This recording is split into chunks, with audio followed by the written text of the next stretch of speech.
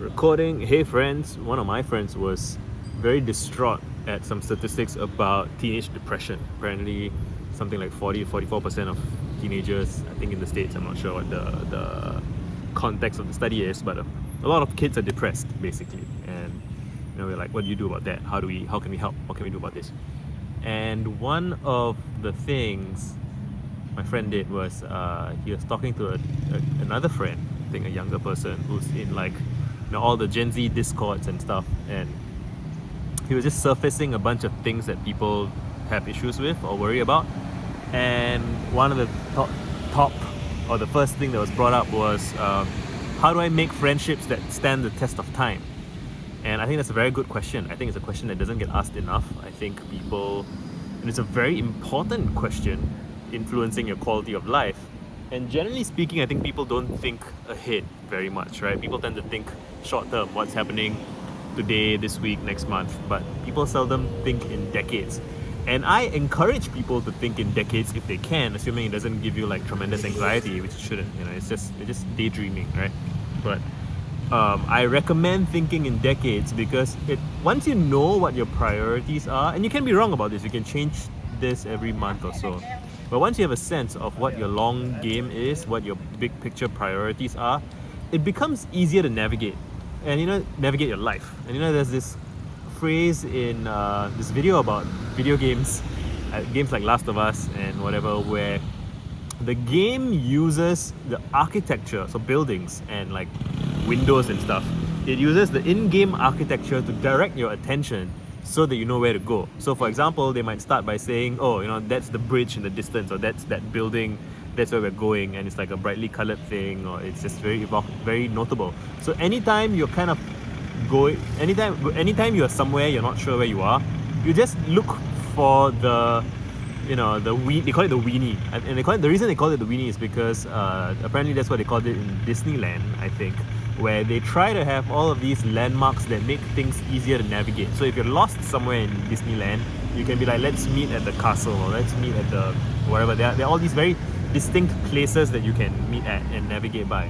And similarly, having a sense of your long-term goals, your long-term interests and purpose makes it easier to navigate your life. And this ties to friendship as well. On one hand, it's about what kind of friends do you want, and on the other hand, simply knowing what you want helps you connect with other people who also know what they want. And it's not perfect, but it's better than not knowing. Let's go to friendship now. My definition of friendship, and I've been writing about this stuff for years, thinking about this stuff for years. My definition of friendship is when you have shared understanding.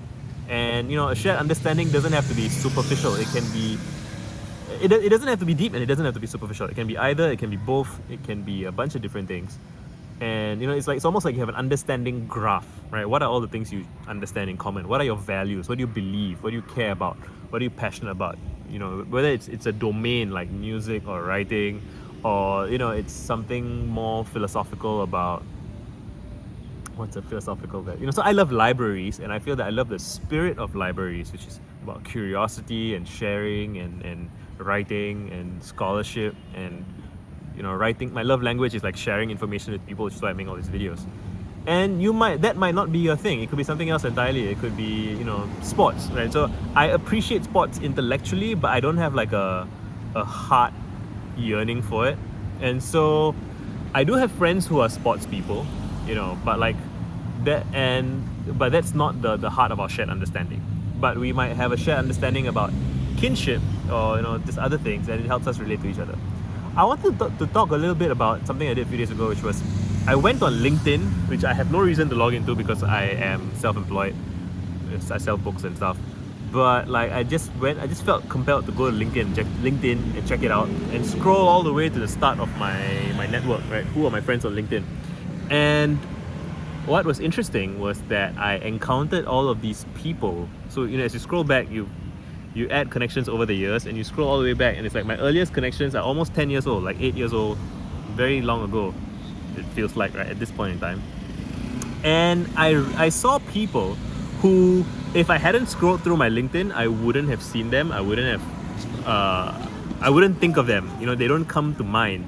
But when I see them, I recognize them, like, oh yeah, that's that guy from that place that I used to hang out at. And what was very interesting for me to experience was to feel all my feelings bubbling up again. I guess it's the same as looking at old photographs or looking at a school yearbook or something. And I'm like, oh yeah, I used to really meet this person regularly, and I used to care about what they think. And I don't mean that I now disregard them in a negative way. I don't mean that I now dislike them or don't want them in my life or whatever. But we used to be in the same circles, we used to be in the same context, and time has passed and things have shifted. So now we're in different contexts and I don't think about them very much anymore. And the mind fuck is, right, excuse my language, is that the same must be true for the present moment, right? So I spend a lot of my time on Twitter every day, and that wasn't always the case. I used to spend more time on Facebook, I used to spend more time on Quora. Twitter was not my main dominant activity, right? So these days I spend a lot of time on Twitter. And 10 years from now, this may not be the case. In fact, it's most likely not going to be the case. Things change, things move. And the people that I think about every day these days, the people whose opinions I care about, the people who I spend time talking to, not all of them are going to be around in my life 10 years from now. And it is what it is. I can try and make a deliberate effort to keep in touch, which I do with some old friends. Some of my childhood friends are people that are still in my life. But the natural order of things, I think, is that things kind of ebb and flow and drift apart. And so what's important, I think, is that you don't rely on circumstance to sustain itself, because it won't. Circumstances ebb and flow. It's like a river or an ocean or something. It's dynamic, right? And so what you want, or what I want, what I think should be wanted, right? It's just a clear sense of what's important to you. So I bring up that LinkedIn anecdote just to remind myself, really, that things change, people change, environments change, and the things that seem important in some present moment don't necessarily stay important all the way through, right? There were people who I cared so much about and I don't care about at all anymore. And again, I don't mean that in a dismissive way, but it must mean that there are all these friends that I haven't met yet, all these, and again, I don't know if this is true for everyone. I'm sure that there are people who end up in some kind of stable configuration of social reality, and then from their 30s and 40s onwards, it's just the same all the way through. If that's the case for you, I don't know. I don't know how to give feedback for that. You probably just talk to your friends, right? But my sermons are for friendly, ambitious nerds and for people who kind of dream big and want an expansive life and want, a creative life, right? Something nourishing, one with growth and learning and change. And when that happens, you're going to want to meet new people, because new people have new perspectives and new opinions and all of those things. And the same people also change. So even if you're friends with the same dozen people your whole life, they will not be the same people. People change. So they themselves will be different people. So even if you're in the same configuration, you can't step into the same river twice, right? And it's the same for being married. People ask things like, how do you not get bored of being married to the same person? You're not married to the same person. You're a different person every month, every day really, but you notice the changes, kind of every few months, every year or so. And you have to allow that to happen. A thing that happens in a lot of relationships is that people feel obliged to remain the person that their partner perceives them to be, which is part of why people have affairs and cheat on their spouses and stuff. People think it's about sex. Sex is not that great, sex is great, but it's not something that you want so badly that you're willing to damage your relationship for, or damage your marriage for, damage your social standing in your family and community for. What people want, they desperately want to be seen for who they are. They want to be appreciated for who they are. And it can be difficult in a relationship when you both have kind of calcified into this rigid frame of who you think each other is, and you don't even stop to ask each other, hey, are you still the person?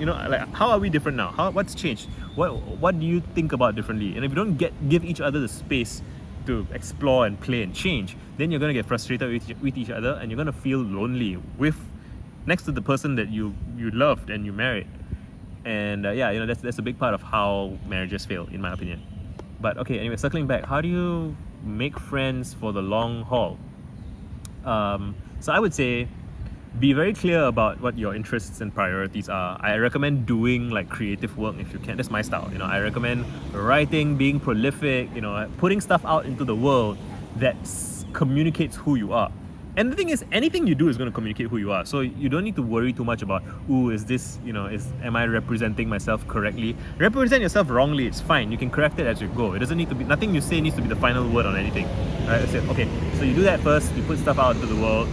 Then the next thing I would say is meet lots of people. Talk to lots and lots of people. Because, if you only talk to like a dozen people, you do not expose yourself to the range of humanity that is. People are so tremendously different. Everyone that you've ever met, if you've only met people from your country, right, for example, then you're really limiting yourself to a certain cultural perspective, and you don't even realize how limited that perspective is until you meet someone from outside that perspective. So travel if you can. COVID's opening up.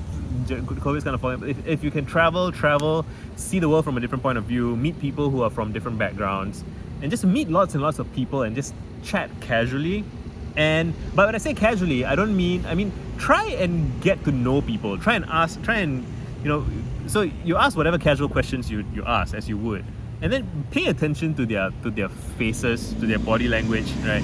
And notice when people laugh, notice when people seem hesitant, notice when people, kind of look away and whatever. Just pay attention to people. And then gently ask them about their responses, which they may not even realize that they're doing. And when you do that, again, it's not a guarantee that they will open up to you, but I would say half the time people open up. And when people open up because you were attentive and observant, they will feel enriched by your attentiveness, assuming you're being kind and gracious and so on. And when you do that, they will want to be with you because they feel that they know more about themselves with you. They can be more of themselves with you. They don't even realize this on their own until you're with someone. What else? So talk to lots of people. Respect people's boundaries and where they're going and what they care about. And don't be quick to dismiss people's thoughts and opinions and feelings. This feels like it shouldn't have to be said, but it does, because a lot of people are very eager to put someone they just met in some pre-existing box, which is very dehumanizing, right? And people don't want to hang out with people who dehumanize them, even if it's in a very casual way.